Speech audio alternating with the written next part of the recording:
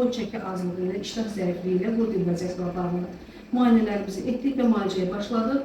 Bir aydan sonra artıq bizə gəldikdə biz çəkidə 2 kiloqram çəki artıqlığı gördük və boyunda 2 santimetr hündürləşmə hiss elədik və bu təbii ki 2 ayda bu qədər sürətlə boy artığı mümkün deyil. Təbii ki problem onurğada olduğu üçün onurğa əyilmələrində, kifoz, lordozlarda boy aralığının uzanması biraz da alçaq görsənə bilər.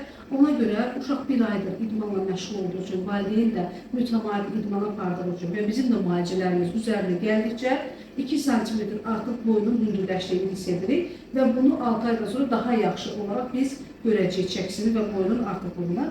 Və buradan bütün izləyicilərə demək istəyirəm ki, evlatlarınızın idmanı ilə və hərəkətlərinə diqqət göstərin. Mütləq müalicə ilə bərabər idman hərəkətləri edilməlidir. O zaman biz boy artımını daha sürətlə hiss edəcəyik.